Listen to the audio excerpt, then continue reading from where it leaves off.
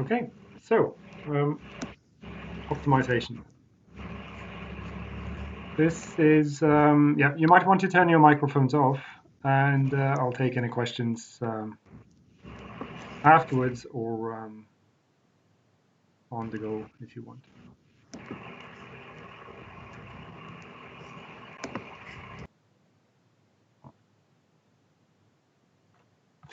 Okay, so we're going to look at a very specific example here. So this is optimization investigation 5. So it's in the textbook, and we have this semicircular water trough with a surface area 10 square meters. So that would be the outside surface of this water trough. And I suppose the first question, explain why troughs can be designed that have the same surface area but different volumes. If the answer to that would be that, well, okay, yeah, I'm not going to answer that, basically. So I think we'll just start with having a look at question 2 here. So question 2. So find the formula for the outside surface area in terms of R. Thank you very much. Now, when we consider the outside area, we can split this into parts. Yeah? So we have this end here, and we have another end on the other side. And then the bit in the middle, we could hammer it out as a sheet of metal if we wanted to. It could look like something like this. Now, this here would be the length of the trough, and this is given as h in this example. Now,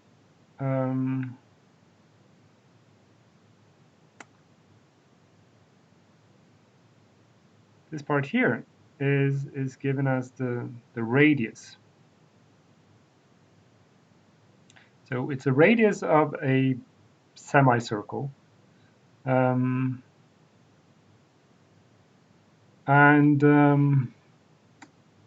if we wanted to add up the area for this trough, then we would have to look at the different parts and then combine them.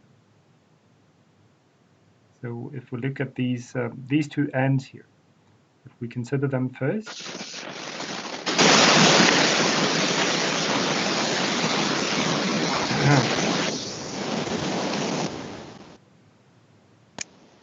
Yeah. Who is that? Is that Alan or someone else? Yeah, I just joined. Okay. Yeah. Can you turn your microphone off?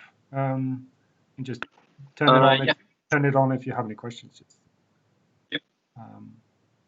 So if we wanted to consider the area of the end here, we know that the area of a circle is pi times the radius squared. So pi r squared. So that's the radius of the circle. Of course, we have a semicircle here. So it should be this area divided by 2. But of course, we have two ends of this water trough.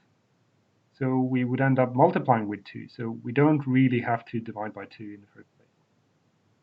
So we could just leave that out. So pi r squared, that would be the sum of these two ends. Okay. Now the rest of the area is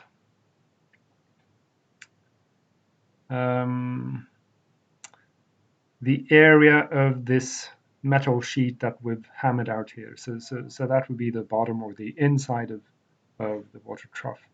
So this here is the length, and this here was originally a curve. So this is the length of the arc of the semicircle. So it's the length of this arc here. Now, we also have a formula for circumference of a circle. So the area of the circumference is 2 pi r, or the diameter multiplied with pi.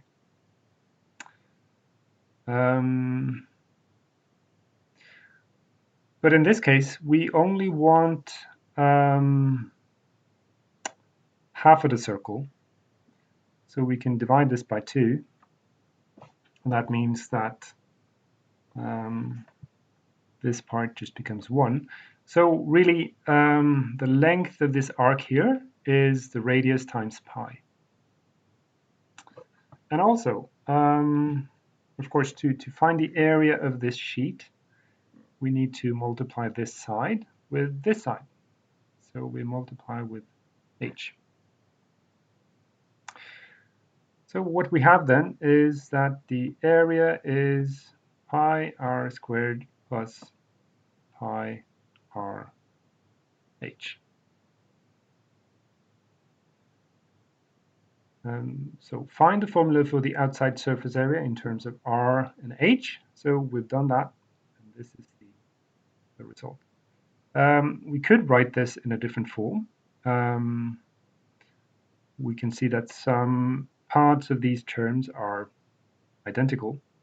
So we could actually extract some of them and say that pi r multiplied with r plus h is the same thing. Now, question 3. As you increase r, describe what must happen to h to keep the surface area at 10 square meters. So describe what must happen to h. And the thing is, we actually have a constant number here, which is a constraint. So we have a surface area of 10 square meters. And we must assume then that this is something that doesn't change. And that's actually what it says here. Oops.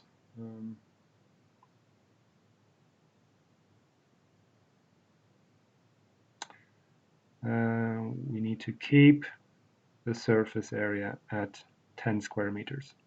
So what must happen to h when we increase r?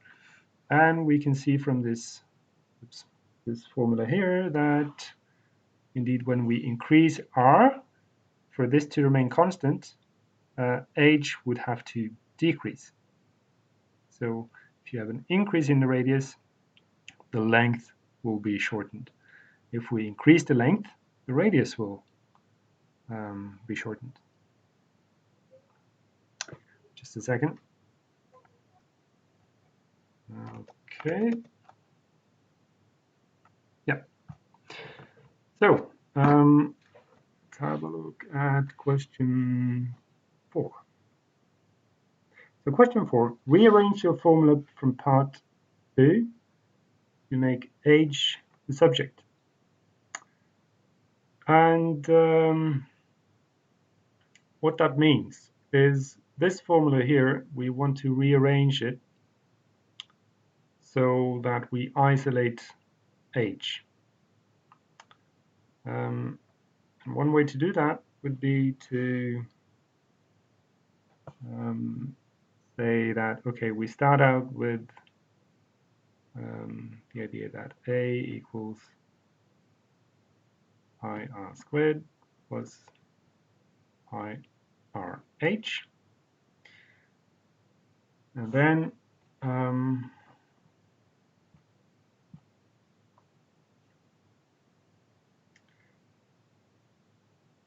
we can subtract this part here from both sides of the equation and say that a minus pi r squared equals pi r squared minus pi r squared plus pi r h.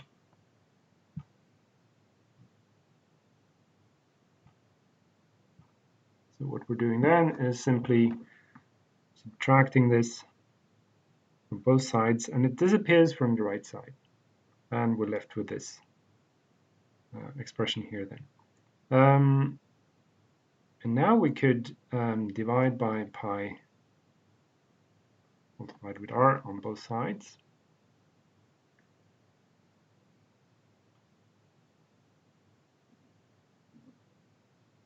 And that leaves us with h on this side and this on the other side. So that h equals a minus pi r squared divided by pi r. So this is what it means then. Rearrange the formula to make h the subject. So now we have an expression for h through the variable r. Question 5. Find the formula for the volume of the trough. Why can you not find the maximum volume of the trough yet? So the volume of the trough, whenever you have a cylinder, what we've looked at before is that with any of these three-dimensional shapes, you can find the volume simply by taking the area of the base, multiply that with the height. So volume is base area multiplied with height. This is not a complete cylinder, but it's half a cylinder. So we have a semicircular base, and we need to multiply that with the height. So the volume here is 1/2 of pi r squared multiplied with the height. So this part would be a circular base. A semicircular base would be half of that, so that's why we multiply with 1/2. And then we multiply with the length, which we call h. So here we have a formula for the volume of the trough. And why can you not find the maximum volume of the trough yet? Well, we've only worked out a formula for the trough, but the problem is we have two variables here. We have two variables, so that's why we can't find the maximum volume yet. Now, step 6 here.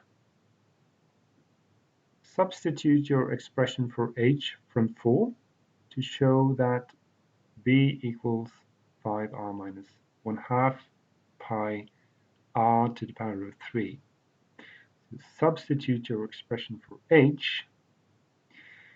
Now, substitution here means that we take our solution from one of the questions and put it into the other. So we have just found a formula for the volume, and we want to insert that into our insert the expression for h into our volume formula. That was 1/2 pi r squared multiplied with h, and h here, just need to check and see what that was.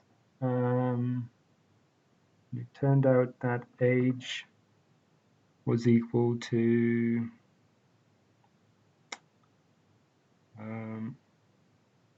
a minus pi r squared divided by pi r.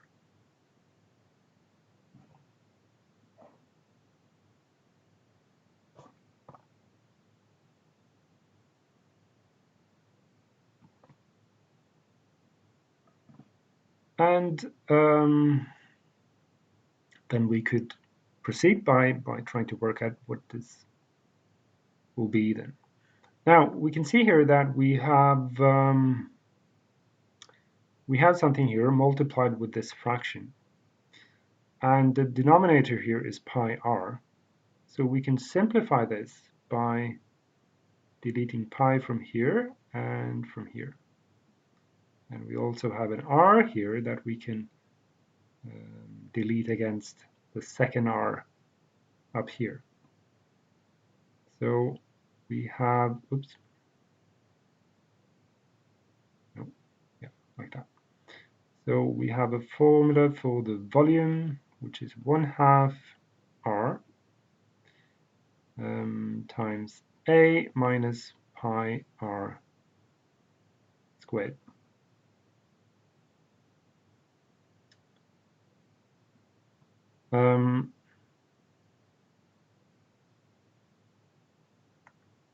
And then, let's see,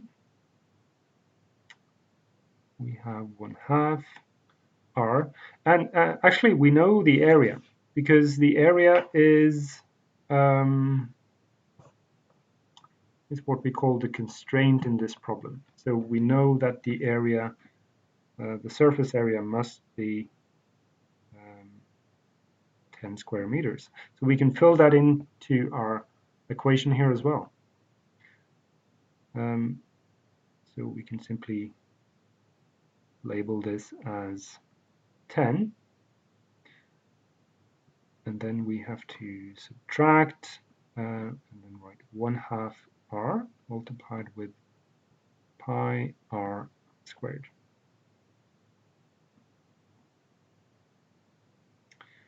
One half times 10 is 5. So 5 times r minus 1/2 pi r to the power of 3.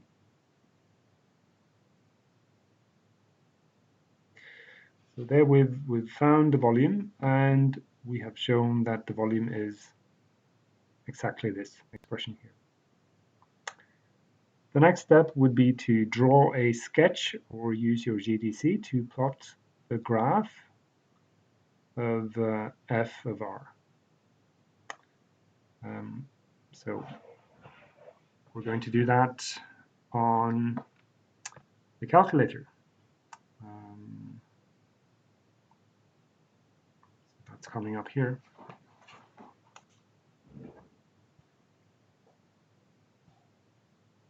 Okay, so we go into the main menu and we go to graphing.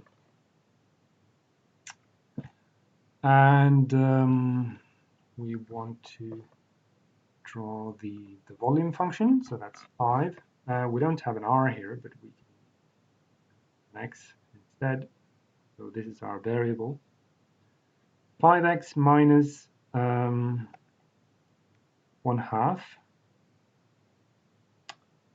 multiplied with pi, that's shift x,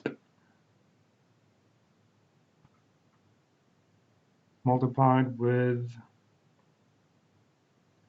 x to the power of 3. And then we can draw it. And it looks like this. So I'm going to change the view window a little bit. Okay, so our minimum x value, let's set that to 2. The maximum x value, let's set that to 5 perhaps.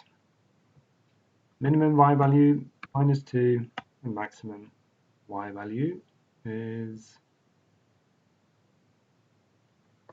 20. What is that going to look like?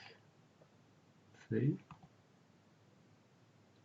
Okay, yeah. It's not terrible. See what the question is here. Oops.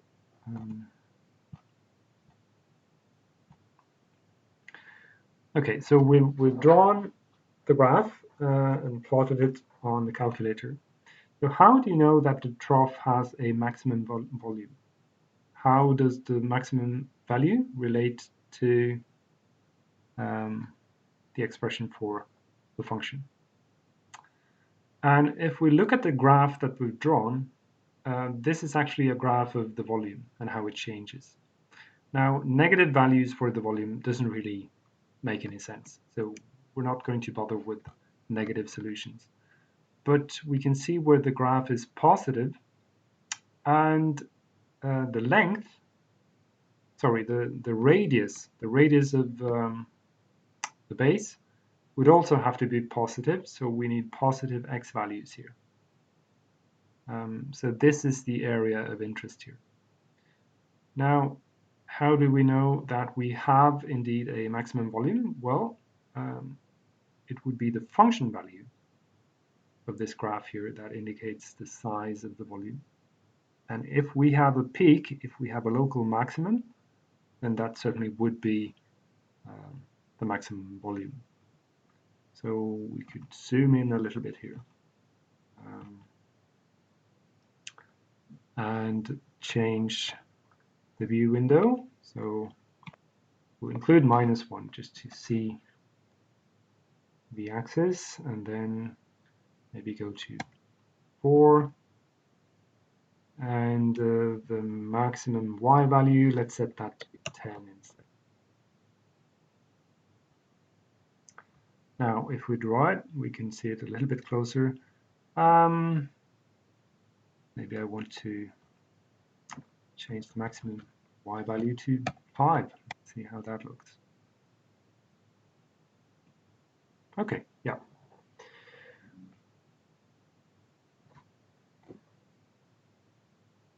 So the next step, I mean, what this indicates is really that the peak of the graph here would indicate the maximum value, maximum volume, and that function value corresponds to a value for r down here. And we want to find that value for r. The next step here is to differentiate the function and solve this equation here where we set the differentiated function equal to 0. So we'll do that. And this is question 9.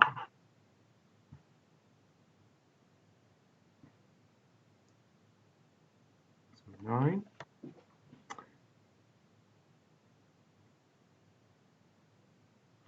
The differentiated function f of r equals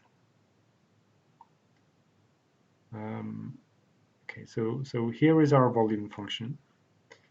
So the differentiated function would be 5 minus 3 times 1/2 pi r squared. So here we just follow the formula for differentiating polynomials.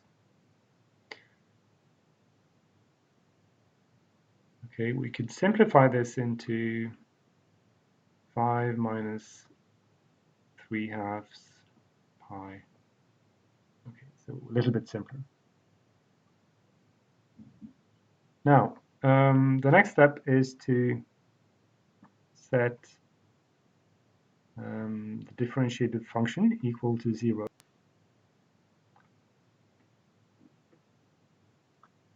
And we can do that by writing down the expression for the differentiated function like this and set that equal to 0. Now, a couple of ways of solving this. So we can either use the solver. So let's try that first. So we have a solver tool on the calculator. So if we go to equations,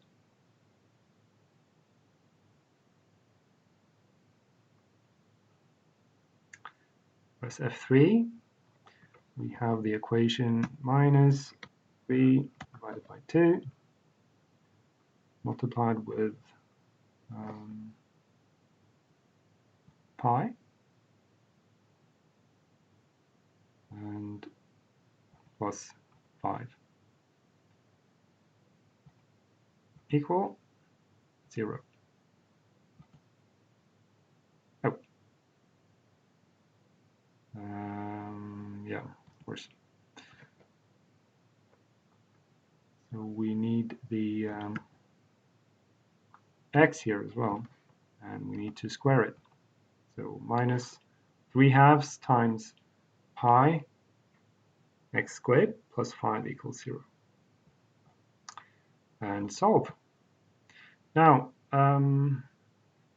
thing about the solver tool on the Casio is it only gives you one solution when you really should have two.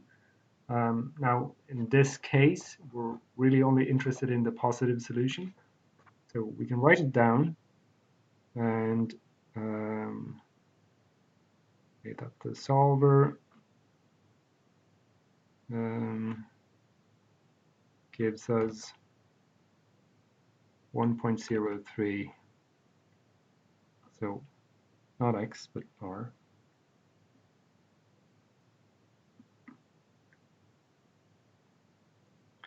R equals 1.03. Now we could do this as a graphical solution as well.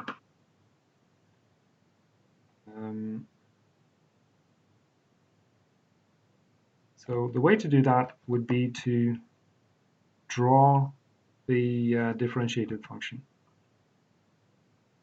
So if we go to the menu and we go to graph, and we can put in the differentiated function instead. So now I've deselected the volume function. I write minus 3 divided by 2 multiplied with pi x squared plus 5. Now, if I draw that, it's going to look like this. And I'll just change the view slightly so we can see the whole graph. Like this. Okay.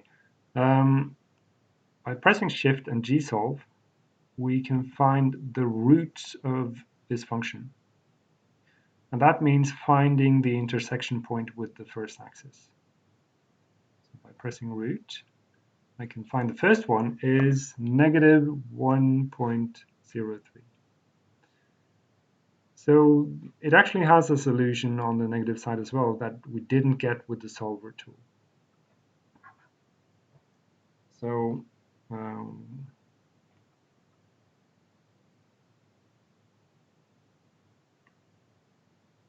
graph solution r equals negative 1.03 or r equals 1.03. And we can see the other solution just by using the arrow key here.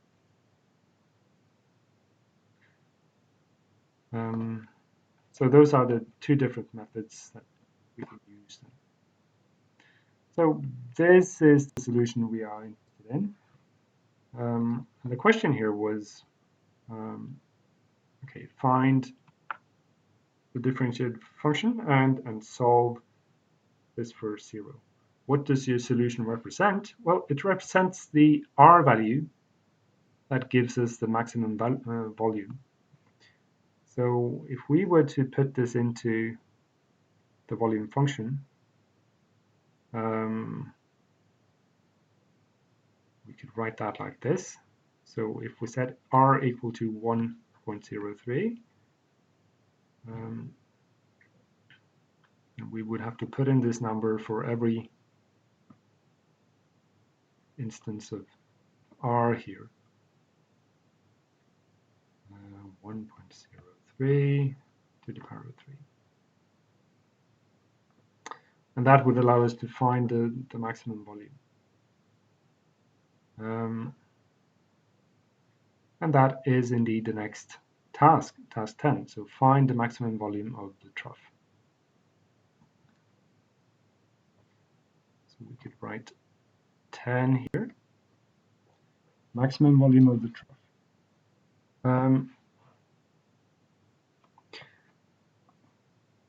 Now we would have to use a computer tool or the calculator to actually find this.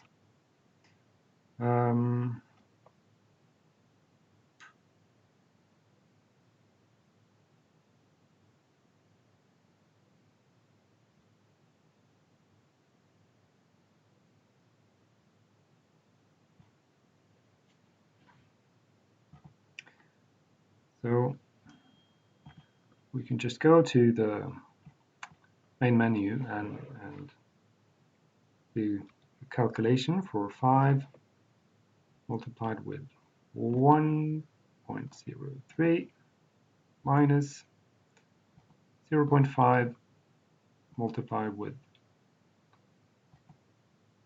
pi multiplied with 1.03 to the power of 3. And the answer is 3.43.